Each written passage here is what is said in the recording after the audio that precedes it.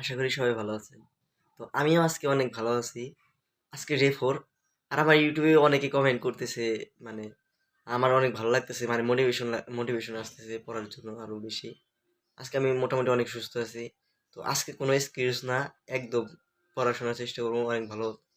তো আমি এখন ভাবতেছি বাসায় থাকলে মানে আমার পড়ার ওইরকম আগ্রহটা থাকে না, কিন্তু টাঙ্গাইল যদি যাই তাহলে বোরিং লাগলে পরে ওই জায়গায় পড়তে বসি সারাদিন।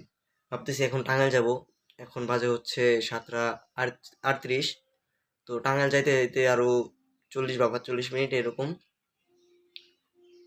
তারপরে থেকে পড়া শুরু করে দেবো আবার। তো দেখি টাঙ্গাইল যাই, রেডি হয়ে টাঙ্গাইল যাই, হ্যাঁ। আর সবাই একটু হইলেও কমেন্ট করার চেষ্টা করেন, কারণ আমার মোটিভেশন আসে, সত্যি মোটিভেশন আসে, এত মোটিভেশন আসে আমি বলে বুঝাইতে পারবো না। একজন কমেন্ট করছে যে অপরিচিত একজন, মানে অনু ইসলাম। উনি বলছে যে ভাইয়া আপনার বাসা কি টাঙ্গাইল নাকি, উনি হয়তো বা টাঙ্গাইলের।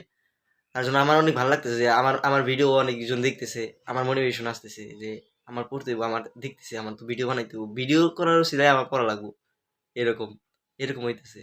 তাছাড়া আমি কোনোদিন আগে পড়তাম না, এখন অবশ্য যা একটু একটু পড়ার চেষ্টা করতেছি, তাও অসুস্থ হয়ে পড়ি, হ্যান ত্যান, তারপরে বুঝতেছি না। আচ্ছা, আমি হয়তো গুছায় কথা বলতে পারি না, একটু মানায় নেন যে কি বলার চেষ্টা করতেছি। যাই তাহলে পড়া শুরু করে দেই। আপনারাও পড়েন, কারণ আপনাদের এইচএসসি পরীক্ষা।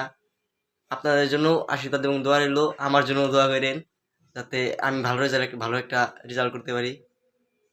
তাই পড়া শুরু করে দেই এখনই। তারপর আমি সোজা একদম টাঙ্গাইল চলে আসি, তারপর পড়া শুরু করে দিই এবং মানে মাঝে মাঝে পড়তে থাকি এবং ব্রেক নিই।